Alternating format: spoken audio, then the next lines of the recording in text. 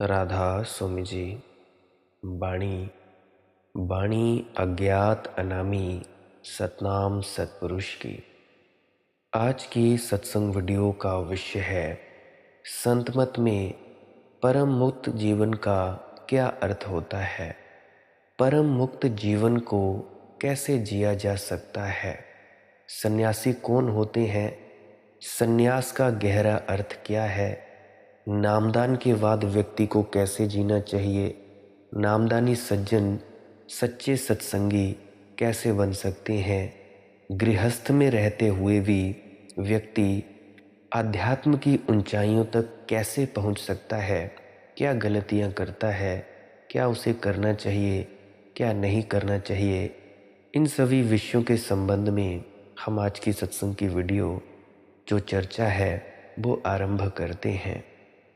गुरु प्यारी सत्कारयोग साथ संगत जी, ये जो सन्यासियों का जीवन है, सच्चे सन्यासियों की बात कर रहा हूँ, झूठे नहीं।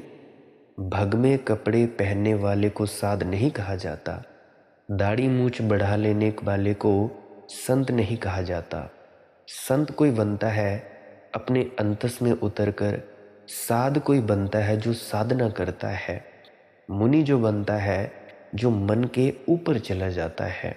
ये अलग अलग शब्द हैं, अलग अलग अर्थ हैं, उनके अलग अलग अर्थ हम ले सकते हैं।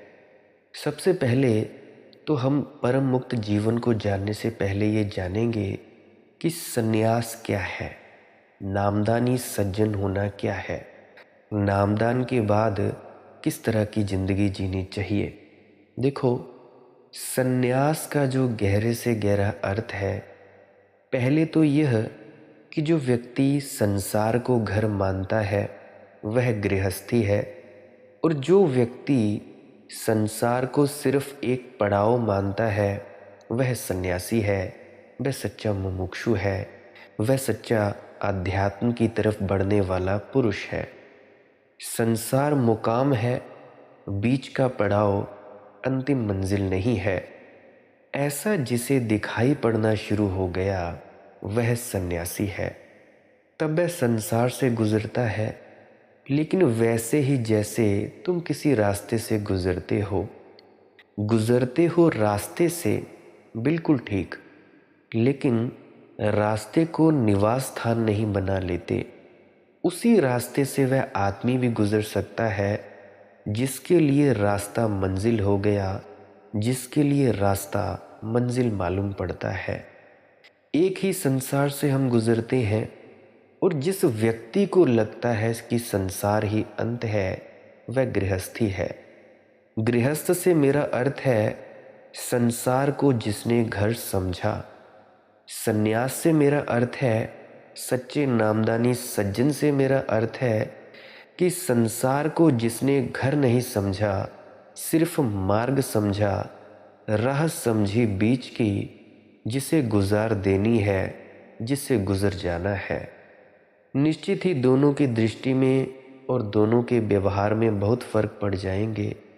जिस रास्ते से तुम्हें गुजर जाना है उसमें तुम आसक्त नहीं बनोगे, वहाँ तुम्हें रुकना नहीं है, वहाँ तुम आसक्ति की जड़ें नहीं फैलाओगे। जहाँ से पार हो जाना है वहाँ तुम दर्शक से ज़्यादा नहीं रहोगे। जहाँ तुम्हें ठहरना नहीं है वहाँ तुम कोई स्थायी इंतज़ाम नहीं कर लोगे। वहाँ सभी व्यवस्था अस्थायी होगी, काम चलाऊ होगी। वहाँ तुम लोहे के और पत्थर के मकान नहीं बनाओगे। वहाँ तुम तंबू नहीं गाड़ोगे जिनको तुम सुबह उखाड़ लोगे खूंटियों को और चल पड़ोगे। देखो, सच्चा नामदानी सज्जन घर नहीं बनाता, ज़्यादा से ज़्यादा तंबू गाड़ता है, ईंटों पत्थरों का तंबू गाड़ता है, क्योंकि कल सुबह तो उखाड़ लेनी है खूंटियाँ। बहुत मजबूत बनाने की भी ज़रूरत नहीं है जो सालों सालों तक टिके। तो जैसे ही ये ख्याल में आ गया कि संसार एक रास्ता है, पहुंचना है कहीं और, वैसे ही आसक्ति की जड़ें तुम्हारे रास्ते पर नहीं फैलती। तुम रास्ते पर होते हो, फिर भी रास्ते से सदा मुक्त होते हो। रास्ते पर तुम उपयोग करते हो, उपयोग लेते हो रास्ते का, लेकिन रास्ता तुम्हारा उपयोग नहीं कर सकता। मार्ग का तुम उपयोग लेते हो, मार्ग तुम्हारा उपयोग नहीं करता। अभी मैं देखता हूँ ये सिमरन भजन का रास्ता है, ये तो दिया था कि तुम इस रास्ते का उपयोग करके भीतर पहुँच जाओ, पर मैं अभी तुम सबको देखता हूँ अभी भी 40-40 वर्षों के बाद भी तुम सिमरन के शब्दों का ही जाप किए जा रहे हो। अजपा तुम्हारा जाप चला नहीं। असली अजपा है क्या? असली अजपा है अनहद नाद या शब्द धुन, उस प्रकाश को देखना या अनहद नाद या शब्द धुन को सुनना। ये तुम्हें सुनाई नहीं दिया, इसको तुम पकड़े नहीं, तो मैं ठीक ठीक समझ पाता हूँ कि रास्ते का तुम उपयोग नहीं करते, रास्ता तुम्हारा उपयोग कर रहा है। तुम उस पर पैर रखते हो इसीलिए कि पैर उठा लोगे। तुम्हारे सारे व्यवहार में अंतर पड़ जाएगा। सारे व्यवहार में अंतर इसलिए पड़ जाएगा कि तुम्हारी नज़र जो दैन दिन है उससे हट जाएगी।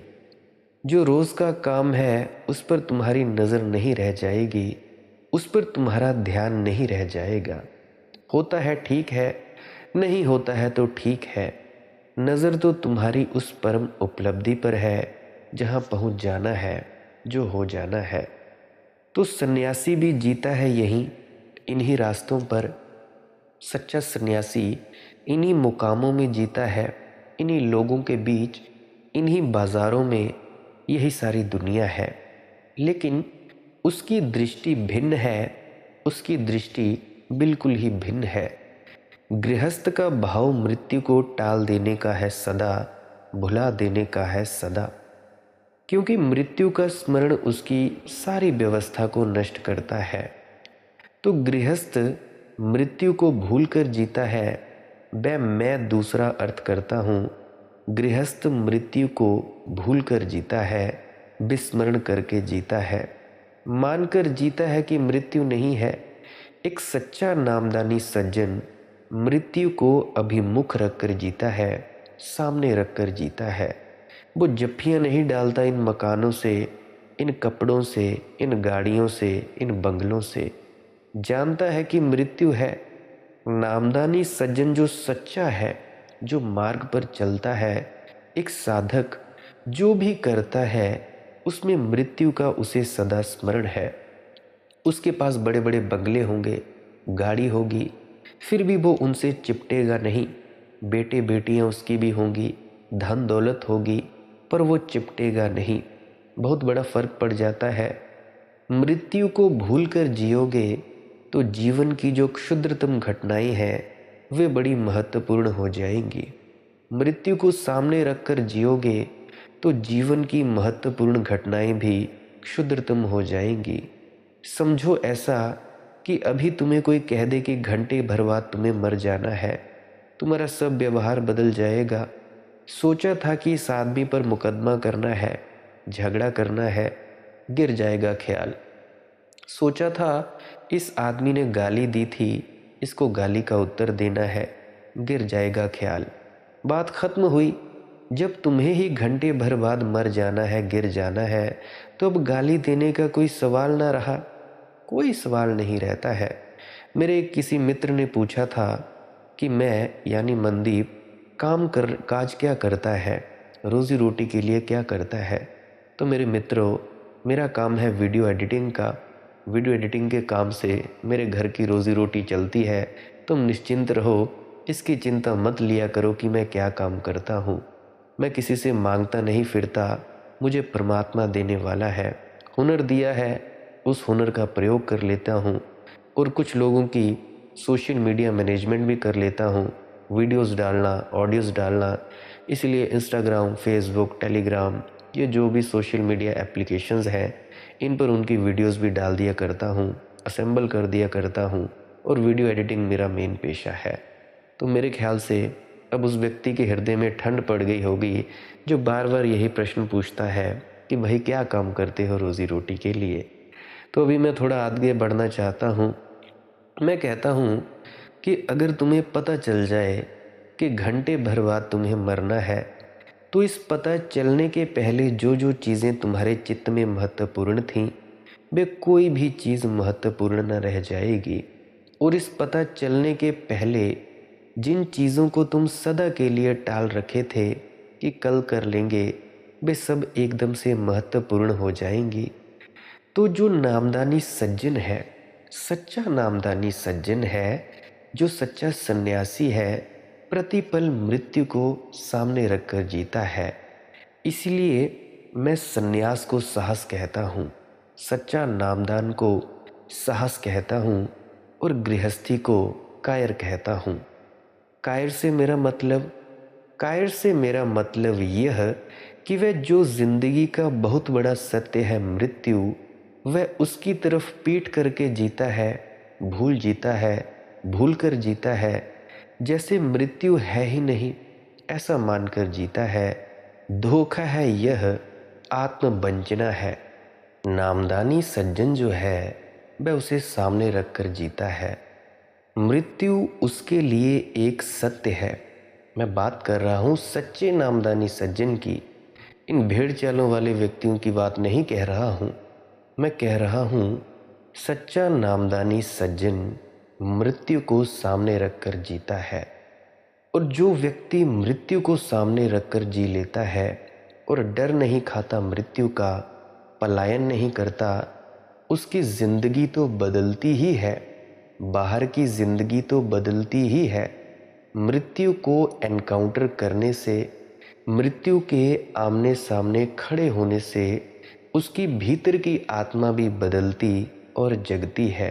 अगर कोई व्यक्ति प्रतिपल ये जानता हुआ जिए कि अगले क्षण मृत्यु हो सकती है, तो ना तो लोभी रह जाएगा, ना क्रोधी रह जाएगा, ना कामी रह जाएगा। मृत्यु अगर प्रकट होकर खड़ी हो जाए तुम्हारे पास, तुम्हारे क्रोध, लोभ, मोह सब तत्काल विदा हो जाएंगे। ये सब होते हैं अगर तुम मृत्यु की तरफ पीठ करके खड़े हो तो। अगर मृत्यु सामने खड़ी है तो कैसा लोभ, मृत्यु तो सभी छीन लेगी, तो कौड़ी को पकड़ने का आग्रह क्या। मृत्यु तो सभी मिटा देगी, तो किसी ने गाली दे दी, उससे क्या मिट जाएगा। तो दूसरी बात, सच्चा नामदानी सज्जन मृत्यु को उसकी जीवन व्यवस्था में स्वीकार कर लेता है कि वह है। और तीसरी बात, जो दिखाई पड़ रहा है हमें, जो दृश्य है वही सत्य नहीं है। इसे सच्चा नामदानी सज्जन भीतर से खोजना शुरू करता है। मैं तुम्हें दिखाई पड़ता हूँ, लेकिन मेरा शरीर ही तुम्हें दिखाई पड़ता है। मैं ये बात कह रहा हूँ इन सूक्ष्म रूहों से। अब तुम फर्ज करो कि अगर मैं तुम्हारे सामने बैठा हूँ तो मैं तुम्हें दिखाई पड़ूंगा, लेकिन मेरा शरीर ही तुम्हें दिखाई पड़ेगा, मैं तुम्हें दिखाई नहीं पड़ेगा। और जब मैं आंख बंद करता हूँ तो मैं पाता हूँ कि शरीर तो बिल्कुल नहीं है, शरीर से बहुत भिन्न और गहरा और अदृश्य मैं हूँ। और जब मेरे भीतर अदृश्य छिपा है तो ये असंभव है कि तुम्हारे भीतर भी अदृश्य ना छिपा हो। हर चीज़ की इनसाइड भी है, उसका एक बाहर आवरण भी है, उसका एक अंतस्तल भी है। हर चीज़ का, पत्थर का भी अंतर हृदय है, वृक्ष की भी अंतरात्मा है। यह सन्यासी अपने ही भीतर खोज करके पाता है। जो सच्चा नामदानी सज्जन है अपने ही भीतर पाता है कि मैं भी बाहर से देख जाने पर तो सिर्फ शरीर मालूम पड़ता हूँ, मेरे भीतर जो छिपा है वह तो बाहर से किसी को भी पता नहीं चलता। मुझे भी लोग जिनको मैं बाहर से देखता हूँ, वस्तुएं, सारा जगत, वह रूप ही दिखाई पड़ता है। अपने भीतर के अरूप और निराकार के अनुभव से वह सबके भीतर अरूप और निराकार को धीरे धीरे खोजना शुरू कर देता है। तो गृहस्थ की समझ सदा ही अपने बावत भी दूसरों के बहिर आवरण को देखकर निर्मित होती है। तुम्हें मानता है शरीर, क्योंकि तुम शरीर दिखाई पड़ते हो, इसलिए मानता है अपने को भी शरीर। गृहस्थ की सारी समझ दूसरों से निर्मित होती है और दूसरों की समझ से ही वह अपने बाबत भी अनुमान लेता है। सच्चा नामदानी सज्जन उसकी सारी समझ स्वनिर्मित होती है और स्वनिर्मित समझ से ही वह दूसरों के बाबत भी निर्णय लेता है। उसकी समस्त जीवन दृष्टि अंतर स्रोत से जगती है और जितना ही गहरा वह अपने अंतर स्रोत को पाता है, उतना ही उसे दूसरे के भीतर भी अंतर स्रोत दिखाई पड़ने लगता है। फिर तो कण कण में उसका उसे स्मरण रहने लगता है कि वह कण भी जैसा ऊपर से दिखाई पड़ रहा है वैसा ही नहीं है, भीतर उसके भी कोई छिपा है। जो प्रकट दिखाई पड़ रहा है उसको भी सब मान लेना सतह को, सरफेस को गृहस्थी का रुख है। नहीं, यह पर्याप्त नहीं है। भीतर और गहरे में भी कोई मौजूद है। उसकी सतत खोज एक सच्चे नामदानी सज्जन की यात्रा है और ये जैसे जैसे साफ होता जाता है वैसे वैसे इस जगत में एक नए ही जगत का आविर्भाव होता है। पदार्थ खोने लगता है, परमात्मा प्रकट होने लगता है। जो हमें बाहर दिखाई पड़ता है वह सब कुछ नहीं मालूम होता, केवल जो अंतस में छिपा है उसकी ही बहिर रूपरेखा रह जाती है। गृहस्थ सिर्फ रूपरेखाओं में जीता है, आउटलाइंस में जीता है। जैसे हम किसी आदमी का चित्र बनाते हैं, मोबाइल फ़ोन से फ़ोटो खींचते हैं तो उसकी रूपरेखा खींच देते हैं, ढांचा, स्केलेटन। गृहस्थ का जो जीवन है, जो समझ है, वह स्केलेटन की है। एक सच्चे नामधानी सज्जन की रूपरेखा जो है वो बाहरी रूपरेखा में नहीं जीता। रूपरेखा में जो छिपा है उसमें प्रवेश करने लगता है। हर आदमी उसकी यही खोज है। एक फूल को भी हाथ में लेता है तो बहुत जल्दी रूपरेखा को छोड़ देता है और अरूप में प्रवेश करने लगता है। उठता है, बैठता है, चलता है, जीता है, जहाँ भी तो अरूप का और निराकार का सतत अन्वेषण है। जो सच्चा नामदानी सज्जन है वो सतत उस अन्वेषण को देखता है जो भीतरी है। गृहस्थ में रूप की सतत आकांक्षा है जो बाहरी रूप है। अंतर रूप की कोई आकांक्षा नहीं है। सतह पर जीना संसारी का ढंग है। गहरे में और गहरे में उतर जाना, अतल में उतर जाना सन्यासी की डुबकी है। और जीवन में जो परम आनंद के क्षण हैं वे जितने हम गहरे उतरते हैं उतने ही मिलने शुरू हो जाते हैं। जीवन में जो दुख की लहरें हैं वे जितने हम ऊपर होते हैं उतनी ही ज़्यादा होती हैं। सत्य का कोई उद्घाटन सतह पर नहीं है। ये तीन बातें यदि ख्याल में आ जाएं तो ये सच्चे नामदानी सज्जन की आत्मा है। और कोई भी जो इन तीन बातों को ध्यान में रखकर गति करता है वह सच्चा सन्यासी हो जाता है, वह संन्यास्त हो जाता है, वो सच्चा नामदानी सज्जन हो जाता है। बाकी कपड़े बदल लेने से, नाम बदल लेने से कुछ नहीं होता। चाहे तुम भगमे कपड़े पहनो, चाहे तुम सफ़ेद वस्त्र पहनो, टीका लगाओ, मालाएं डालो, इससे कुछ फ़र्क नहीं पड़ता।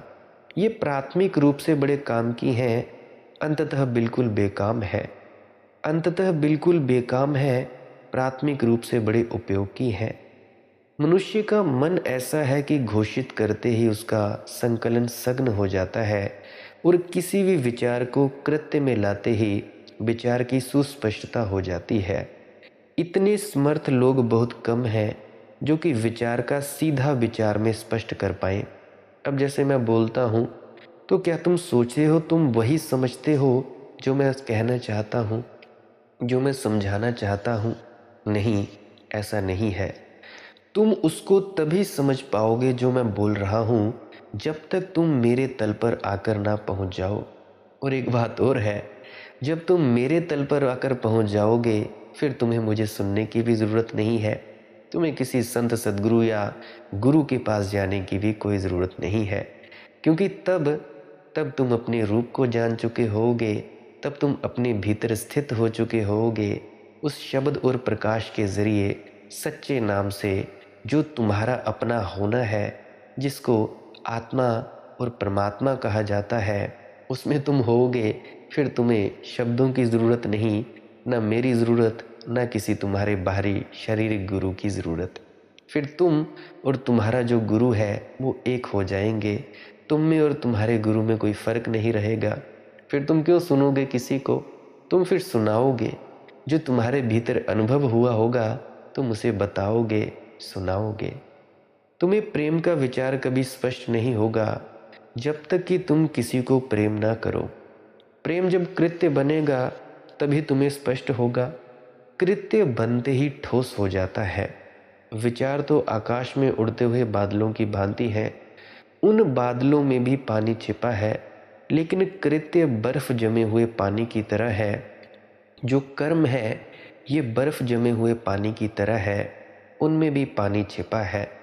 लेकिन आकाश के बादल का भरोसा नहीं किया जा सकता। अभी है, अभी नहीं हो जाएगा, बिखर जाएगा, बनेगा, बनता रहेगा। लेकिन ठोस हो जाता है पानी जब बर्फ बन जाता है, तब भरोसा किया जा सकता है। तो विचार जब तुम्हारे कृत्य बनते हैं तब बात की जा सकती है, तब बात बनती है। अभी तुम विचार करते हो, बैठेंगे, सुबह बैठेंगे, दोपहर बैठेंगे, शाम बैठेंगे, 2 घंटे बैठेंगे, 3 घंटे बैठेंगे, 2.5 घंटे बैठेंगे, परंतु तुम 5 मिनट भी नहीं बैठ पाते। जब तक तुम कर्म में नहीं लाओगे तब तक ये कुछ भी नहीं होगा, तुम्हारे कर्म में नहीं आएगा। और जब तक तुम बर्फ नहीं बन जाते तब तक भरोसा नहीं किया जा सकता।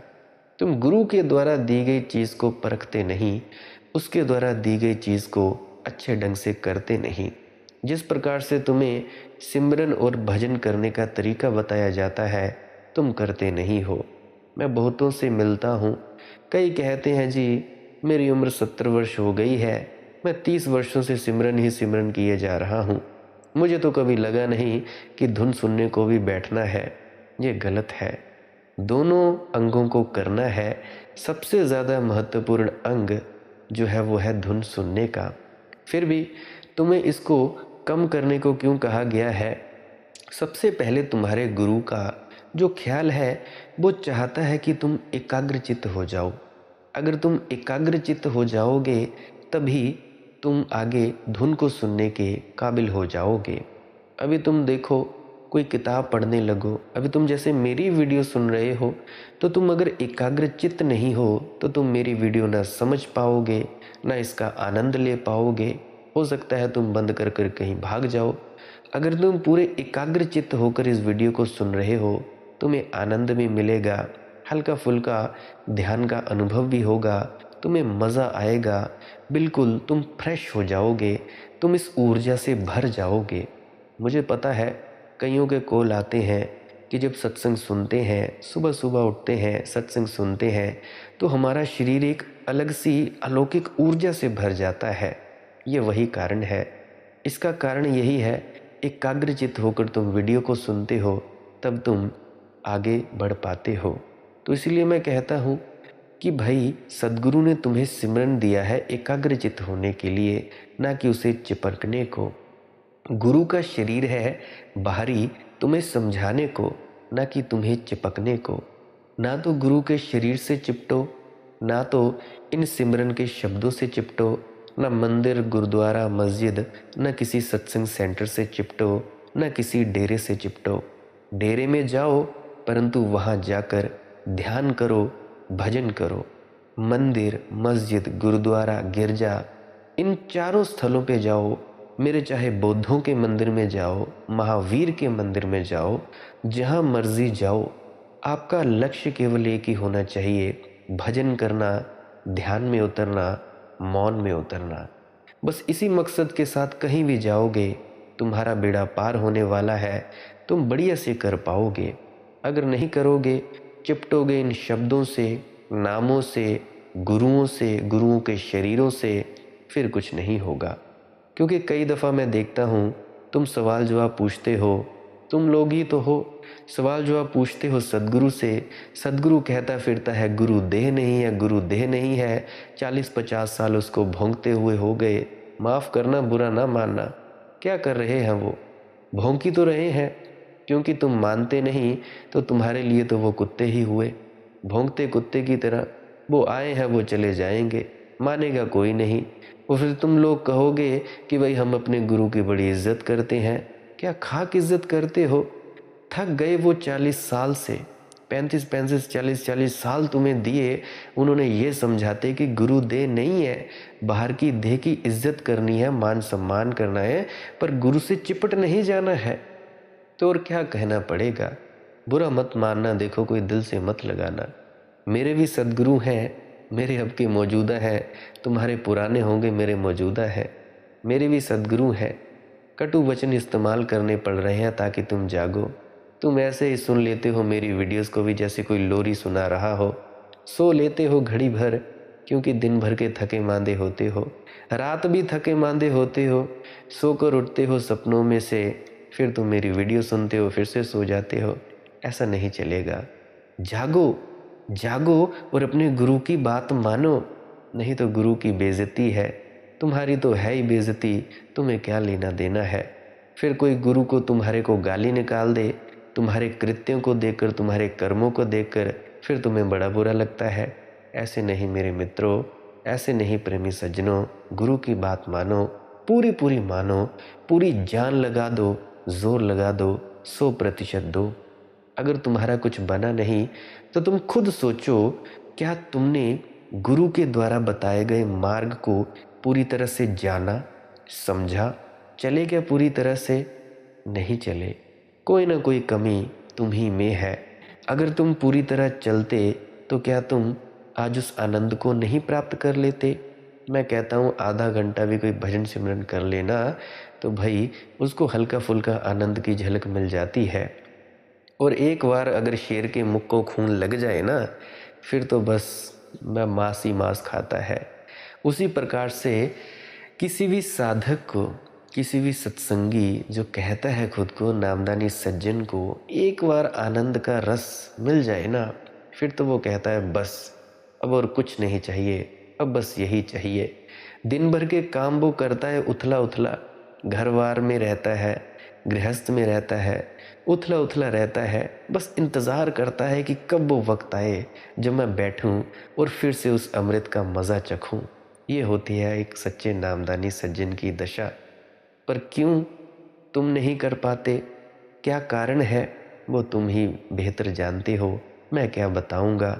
मैं कौन सा किसी के घरों में झांक कर देखता हूँ या घर घर जाता हूँ, मुझे क्या पता क्यों नहीं तुम्हारा बनता।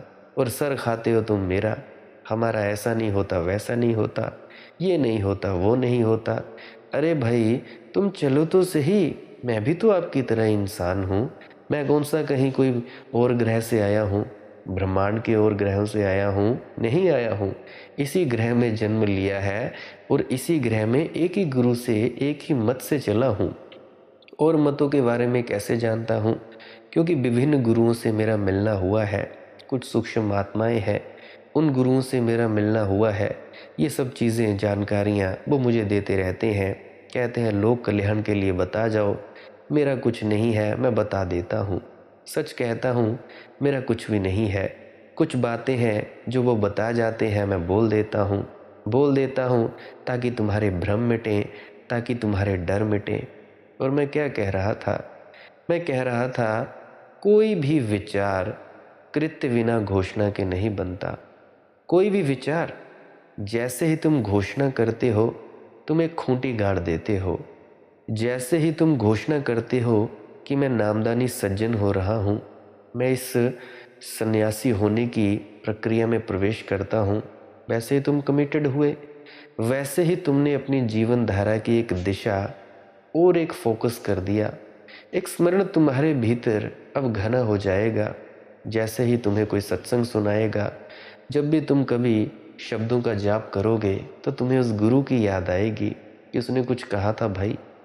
इस स्मरण को बहुत स्पष्ट करने के लिए बाहरी उपकरणों की सहायता प्राथमिक रूप से ज़रूरी है। क्योंकि परमात्मा की यात्रा पर निकला हुआ आदमी जब पहले चरणों में होता है तो बाहर ही होता है, अभी भीतर नहीं होता। सिर्फ उसका रुख बदलता है, होता सतह पर ही है अभी वह। अभी क्षण भर पहले गृहस्थी था, दृष्टि बदलती है। अभी खड़ा तो उसी भूमि पर है, वहीं रूप आकार अभी वहीं खड़ा है, सिर्फ दृष्टि बदलती है, निराकार की तरफ उन्मुख हुआ है। इस निराकार की यात्रा में भी अभी उसको आकार के कुछ रूप के चरण उठाने पड़ेंगे। वे उसे उठा लेने चाहिए। वह जितना उठाता चला जाएगा उतना मार्ग सुनिश्चित, साफ, दिशा स्पष्ट, धुंधलापन कम होने लगेगा।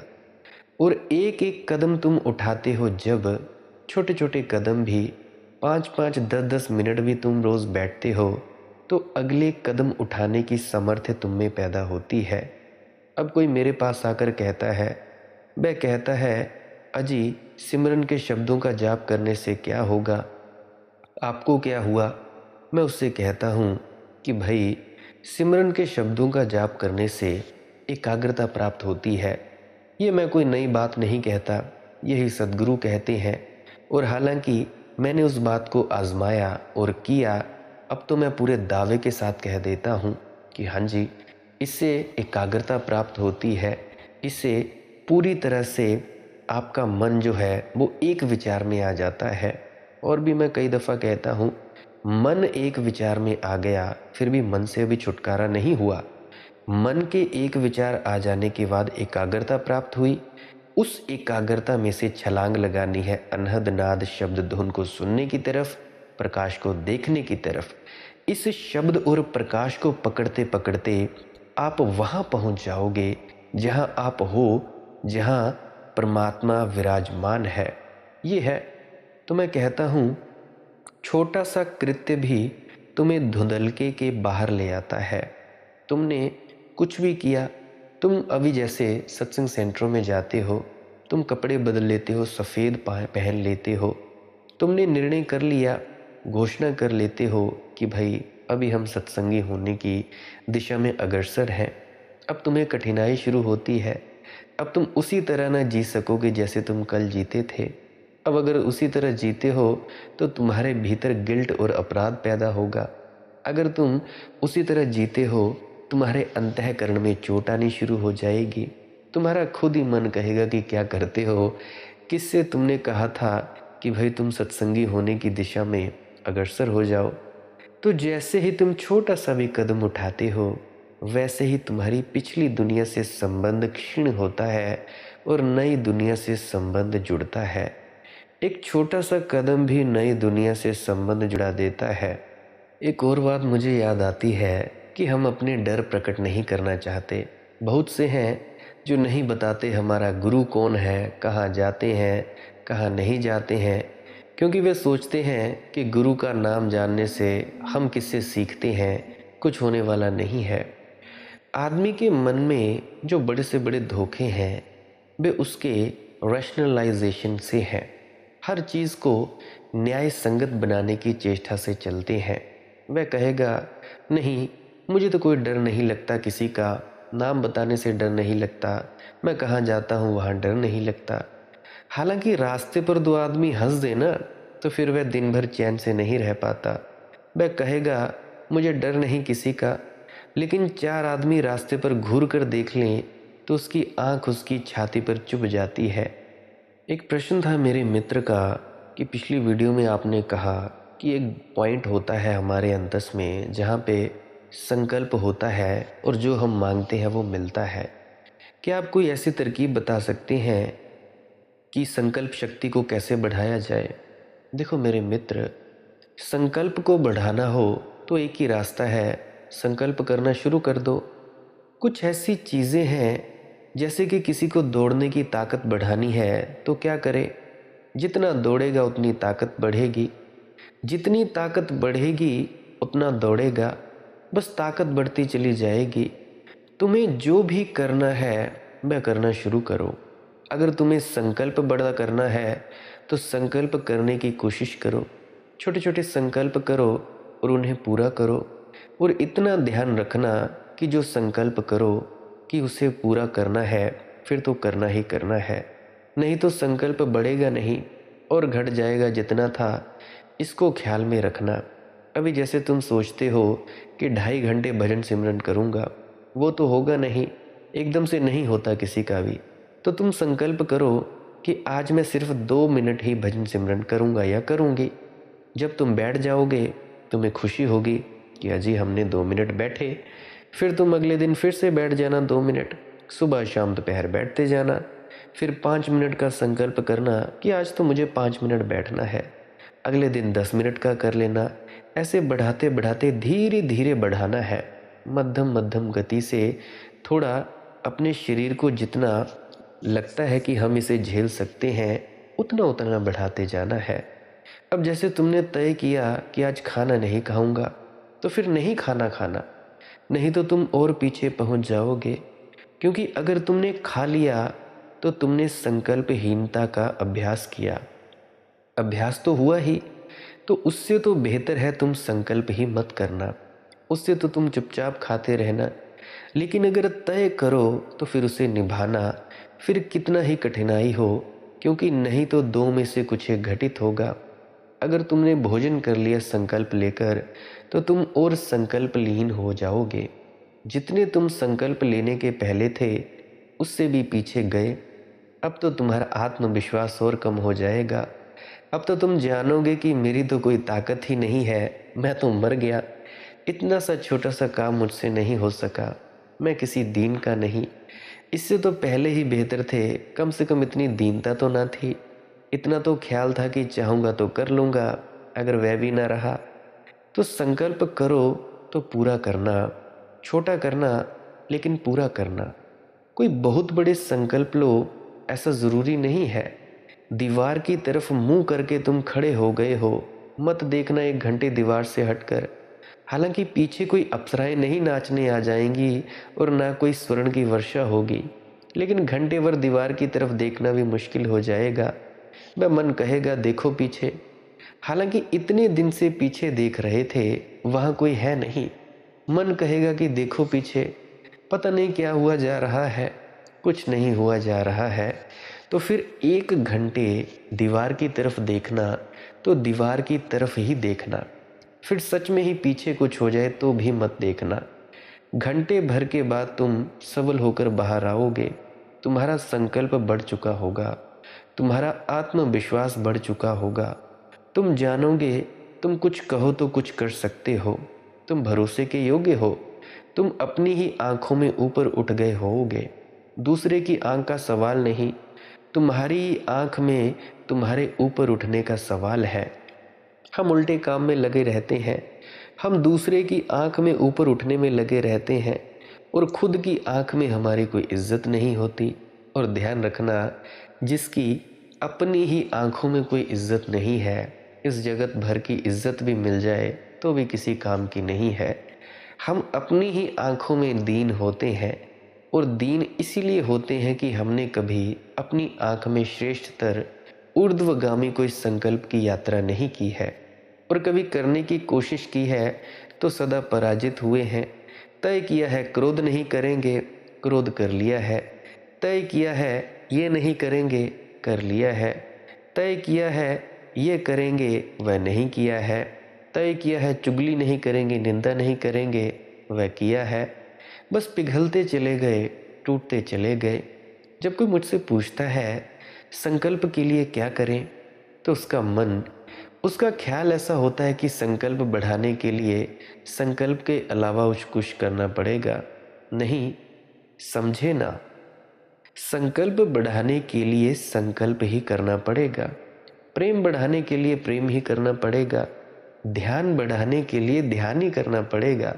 भजन सिमरन की अवस्था बढ़ाने के लिए, वक्त बढ़ाने के लिए वही तो करना पड़ेगा ना।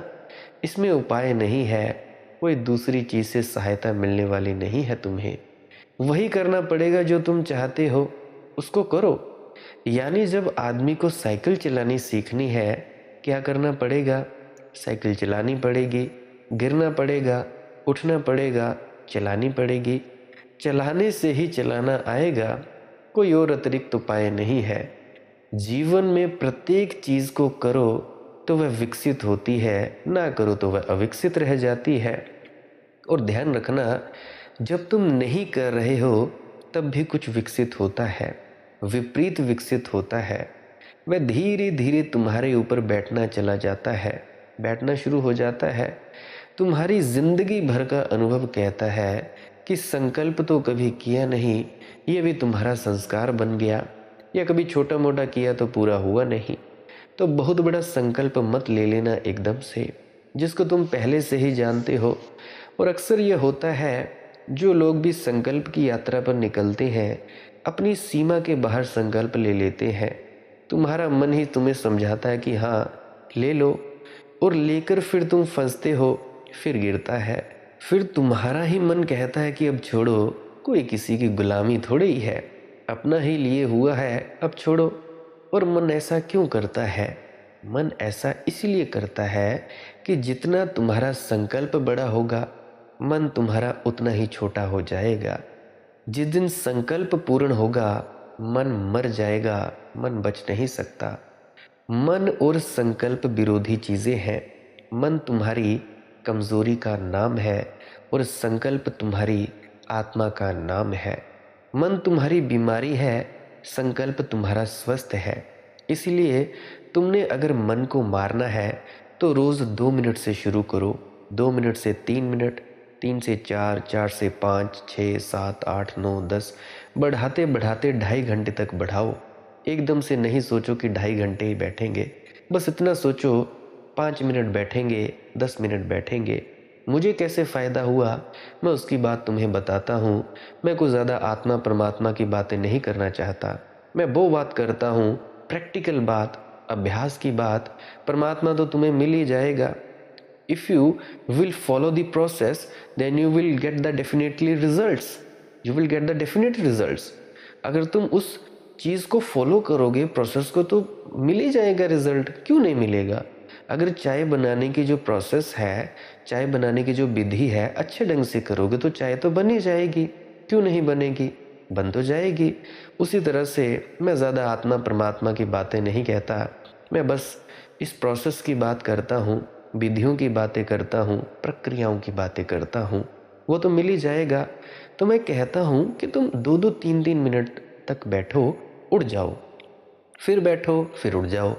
2-2, 3-3 मिनट तक तुम पूरी तरह से बैठो संकल्प करके, बस इतना ही बैठेंगे। बैठो, उड़ जाओ, सिमरन भजन करो, उड़ जाओ। क्या दिक्कत है? कोई अड़चन है? मुझे नहीं लगता कोई अड़चन होगी। अरे बैठो तो सही, बैठोगे तभी तो पाओगे ना कि मन क्या चीज़ है, शरीर कैसे हिलता डुलता है, कहाँ पे कीड़ियाँ चल रही हैं, कहाँ पे खुजली हो रही है, ये तो होगा ना। तो मैं कहता हूँ कि मन तो तुम्हें दिक्कत में डालता रहेगा। मैं तो कहेगा हाँ जी 2.5 घंटे बैठो, बड़ा संकल्प लो। जब लोगे तो कहेगा लो, बड़ा बड़ा दिलवाएगा, इसीलिए कि कल गिरा सके। और जब तुम ले लोगे तो उसी क्षण से लिया नहीं तुमने कि वह कहेगा अब तोड़ो। अब अपने से नहीं संभलने वाला वह सद नहीं सकता, ये दोहरा खेल है। मन कहता है कि अजी 2.5 घंटे भजन सिमरन करेंगे, होता नहीं तो तुम बोलते हो छोड़ो परे, क्या बात रखा है भजन सिमरन में, ऐसा तुम सभी करते हो। तो मन के दोहरे खेल सब समझ लेना। पहले तो लेते वक्त अपनी सीमा के भीतर लेना, जिसे कि तुम पूरा ही ना कर सको। कोई ज़रूरत नहीं है कि तुम घंटे भर भजन सिमरन करो या 2.5 घंटे भर करो, 1 मिनट करो। 1 मिनट भी थोड़ा नहीं है, पर तुम्हारा मन कहेगा अरे इसमें क्या रखा हुआ है, तुम्हारा मन कहेगा इसमें क्या रखा हुआ है। 1 मिनट तो कोई भी भजन सिमरन कर सकता है। लेते हो तो घंटे भर का लो संकल्प, और तुम्हारा अहंकार कहेगा कि भैया बात तो ठीक है, 1 मिनट। किसी से कहने भी जाएंगे तो हंसेगा कि 1 मिनट भजन सिमरन करता है ये, ऐसा संकल्प हमने पूरा किया। तुम्हारा अहंकार भी कहेगा अगर लेते हो तो घंटे भर का लो संकल्प, लिया तुमने कि लेते ही से उल्टा हो जाएगा। मन कहना शुरू हो जा क्या कर रहे हो भैया, क्या फ़ायदा इस भजन सिमरन करने का। ये तुम्हारे मन के जाल है। इस दोहरे जाल को ख्याल में रखकर संकल्प करना शुरू करो। जैसे जैसे संकल्प सफल होगा वैसे वैसे तुम बढ़ते जाओगे। छोटे लेना, चुटकू से लेना, बूंद बूंद से ही क्योंकि घड़ा भरता है। सीमा के भीतर लेना जिन्हें तुम पूरा कर सको। जितना तुम पूरा कर सकोगे उतनी तुम्हारी सीमा बढ़ेगी। फिर उसके भीतर लेना, फिर सीमा और बड़ी होगी, एक दिन तुम पाओगे कि तुम कोई भी संकल्प पूरा कर सकते हो, और जिस दिन कोई भी संकल्प पूरा कर सकते हो उसी दिन तुम्हारा मन गया, उसी दिन सही अर्थों में तुम आदमी हुए। उसके पहले तुम सिर्फ कमजोरियों का एक जोड़ थे। गुरु प्यारी साध संगत जी, इस प्रकार अगर हम थोड़ा थोड़ा सा करेंगे, थोड़ा थोड़ा करके बड़ा घड़ा बन जाएगा, बड़े घड़े भर भर के पूरा समुद्र बन जाएगा। इस तरह से अगर आप भजन सिमरन करोगे तो फ़ायदा हो जाएगा और आप परम मुक्ति की तरफ बढ़ने के लिए अग्रसर हो पाएंगे। नहीं तो नहीं होगा, और ये मन ऐसा ही है, ये दोहरी चालें चलता है। गुरु प्यारी साध संगत जी, आज का सत्संग यही समाप्त होता है। अगर मेरे किसी मित्र या परिजन का कोई प्रश्न है तो कृपया पुरानी वीडियोस को अवश्य सुने और कमेंट सेक्शन में आप अपना प्रश्न लिख सकते हैं। उससे पहले, प्रश्न पूछने से पहले पिछली वीडियोस को अवश्य सुन लिया करो, बार बार सुन लिया करो। सुन कर भी तुम मुझसे वही प्रश्न पूछते हो जिन प्रश्नों का मैं जवाब इतनी गहराई से देने की चेष्टा करता हूँ और दे भी दिया करता हूँ। एक बार नहीं, दो बार नहीं, बार बार दिया करता हूँ। फिर भी पता नहीं तुम्हें क्या लगी रहती है कि मुझसे बात हो। अरे क्या तुम्हें मेरी इस वीडियो से कुछ फ़ायदा नहीं मिलता? मुझसे बात हो नहीं पाती क्योंकि मैं गृहस्थ आदमी हूँ, काम काज करता रहता हूँ, कभी इधर जाता हूँ, कभी उधर जाता हूँ तो एक बच्चा ही ना। 26 साल की क्या उम्र होती है? एक बच्चे की उम्र ही होती है ना। एक 26 साल के नौजवान के जितने काम होते हैं वो काम मुझे करने पड़ते हैं। कर्म तो करना ही पड़ता है, रोज़ी रोटी कमानी पड़ती है। तो अगर किसी व्यक्ति को मैं बात ढंग से ना कर पाऊँ तो उसके लिए मैं माफ़ी चाहता हूँ, क्योंकि मुझे भी काम काज होते हैं। आप ही की तरह हूँ। मैंने कोई डेरे तो बना नहीं रखे, या मैंने कोई जगह बना रखी है कि जहाँ पे आप सभी आओ, या मैं कोई बेला रहता हूँ, या मैं कोई फ्री रहता हूँ, ऐसा नहीं है। तो आप जी बुरा ना माना करें, और आप जी पूरे ध्यान पूर्वक सुन लिया करें वीडियोस को। ये 1-1.5 घंटा आपके लिए तो देता हूँ ताकि आपके प्रश्नों के जवाब दे पाऊँ। जो जो प्रश्न आपके भीतर उठते हैं उनको पूरी तरह से समाधान करने की चेष्टा करता हूँ। पर फिर भी आप वही के वही हाथ पर हाथ धरे रहते हैं, वही कोरे के कोरे। मुझे लगता है या मुझे समझाना नहीं आता या आप लोगों को समझना नहीं आता। मुझे तो ऐसा ही लगता है कि मुझे ही समझाना नहीं आता होगा। आप सभी लोग तो बहुत समझदार हैं। मुझ मूढ़ अज्ञानी को क्या ही पता कि समझाना कैसे है। पर फिर भी चेष्टा में लगा रहता हूँ कि कुछ ना कुछ बात आपके पल्ले में पड़ जाए। वो पड़ती मुझे मालूम नहीं पड़ती। फिर भी इतनी ही अरदास करता हूँ आप सभी के सामने, प्रार्थना करता हूँ पुरानी वीडियोस को अवश्य सुन लिया करो। और भजन सिमरन कैसे करना है इसके बारे में मैं एक दफ़ा फिर से दोहरा देता हूँ। सिमरन है शब्दों का दोहराव, शब्दों का जाप करना, ताकि विभिन्न शब्दों से एक शब्द की तरफ आ जाएं, एक शब्द ही तुम्हारे अंदर गूंजे। दोनों आंखों के मध्य में ख्याल रखना है और शब्दों का जाप करना शुरू कर देना है। एक ख्याल आएगा, एकाग्रचित हो जाओगे।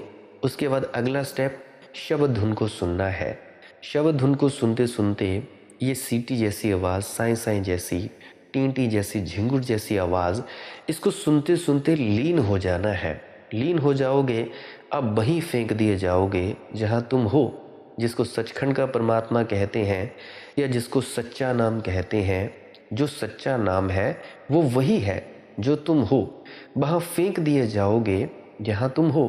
बस इतना सा तो काम है। ये है भजन सिमरन की प्रक्रिया। अगर आप जी को इस वीडियो से कुछ भी सीखने को मिला है तो आप जी इस वीडियो को लाइक कर सकते हैं, अन्यथा डिसलाइक अवश्य करें। अगर आपको पसंद आई है, आपको कुछ सीखने को मिला है, तो आप जी कमेंट सेक्शन में लिख सकते हैं क्या सीखने को मिला, क्या नहीं मिला, क्या दिक्कत परेशानी है। आप जी ऐसा लिख सकते हैं। प्रश्न हो तब भी लिख सकते हैं, या राधा स्वामी लिख सकते हैं कमेंट सेक्शन में। वो आपकी अपनी अपनी मौज है। अब मेरी इन वीडियोस का प्रयोग ले सकते हो अपने विचारों को बढ़ाने के लिए, विचारों को काटने के लिए, विचारों की काट के लिए, अपनी बुद्धि में जो प्रश्न उठते हैं उनके जवाब के लिए, आनंद लेने के लिए इस्तेमाल ले सकते हो। जैसा मर्जी आप चाहें वैसा आप इस्तेमाल कर सकते हो। ध्यान में उतरने के लिए भी कर सकते हो, वो आपकी अपनी अपनी मौज है। सब्सक्राइब कर सकते हैं इस चैनल को अगर रोज़ाना सत्संग सुनना चाहते हो। नहीं तो रोज़ सर्च कर लिया करें मालिक की मौत सत्संग। अगर नहीं करना चाहते सब्सक्राइब तो सर्च कर लिया करो ये आपकी अपनी मौज है। मैं आपको कोई बाधित नहीं करता हूँ, आपको बंदिशों में नहीं डालना चाहता। अंत में आप मुझे इतने अंत तक सुनते हो, इतना प्रेम प्यार देते हो। अभी करीब-करीब कोई 40-45 मिनट के करीब हो गए हैं। इतनी देर तक सुनने के लिए आपका बहुत-बहुत धन्यवाद, बहुत-बहुत शुक्रिया। और मेरी बातों को ऐसे मत मान लिया करो। मानने से पहले सोचो, विचारो, चिंतन मनन करो और प्रैक्टिकल करो, अमल करा करो मेरी बातों को। जब अमल कर लिया करो, फिर मान लो कि हाँ भाई, ये बंदा सच ही कहता होगा। ऐसे मत मान लिया करो, चिंतन मनन करो और अभ्यास किया करो। ऐसे नहीं बात बनेगी, नहीं तो क्या फ़ायदा मेरे पास आने का। अन्य यूट्यूब चैनल है, वहाँ पे भी बताते हैं, पता नहीं क्या क्या बताते हैं। कईयों की मुझे भाषा समझ नहीं आती, कईयों की आ जाती है। फिर भी अगर मेरे पास आए हो तो मैं चाहता हूँ अमल किया करो, अभ्यस्त हुआ करो, तब फ़ायदा है, नहीं तो कोई फ़ायदा नहीं है। अंत में आप सभी के भीतर बैठे परमात्मा को प्रणाम करता हूँ। मेरा प्रणाम स्वीकार करें। राधा स्वामी जी।